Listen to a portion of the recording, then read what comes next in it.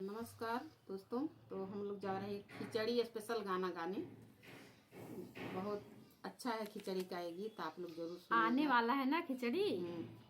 तो चलो देखते हैं किसके किसके मायके से खिचड़ी आता है, किसके नहीं। तो उसी के ऊपर ये गीत है। तो सास ताना दे रही हैं बहू को, तो आप लोग जरूर सुनिएगा और कमेंट में बताइएगा कि किसके यहाँ से खिचड़ी मायके से आया, किसके मायके से नहीं आया, जरूर बताइएगा। जरूर बताइएगा। हम भी बताएं।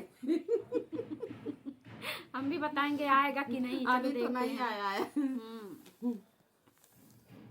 हम लोगों के भी ना माँ है नहीं, तो देखते उसी पे हैं है कि ये आता है गीत। कि नहीं आता है। भाभी भेजती हैं कि नहीं।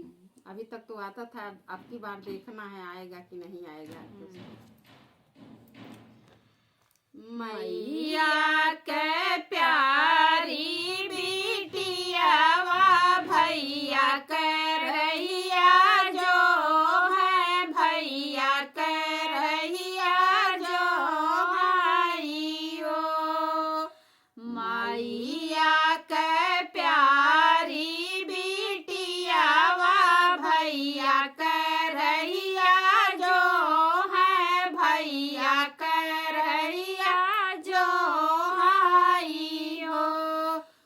भैया के प्यारी बहिनिया भैयन के रहिया जो है, वीरन के रहिया जो हई हो।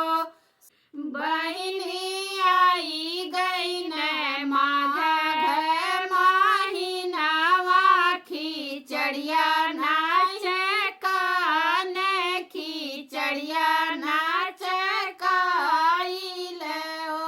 बहिनी आई गई न माघ महीनावा खिचड़िया नाच काइल, खिचड़िया नाच काइल ओ। माई मोरी बनी है ढूढ़िया तिलक तिलहुआ, तिलक माई मोरी बनी है ढूढ़िया तिलक तिलहुआ, तिलक तिलहुआ। बहिनी लाई उरदा बनी है गाठरिया भैया के लइके भेजी है, भैया के लइके भेजी है हो। बहिनी लाई उरदा बनी है गाठरिया भैया के लइके भेजी है, भैया के लइके भेजी है हो।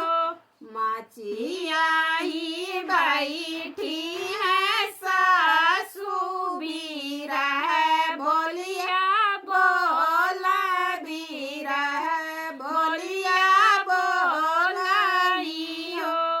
माचिया जे बैठी है सासू बीरा है, बोलिया बोला बीरा है, बोलिया बोला हो। बहुअरी तोरा भैया तुम्हें बिसरान, कबहू नहीं आवे, कबहू नहीं आवे।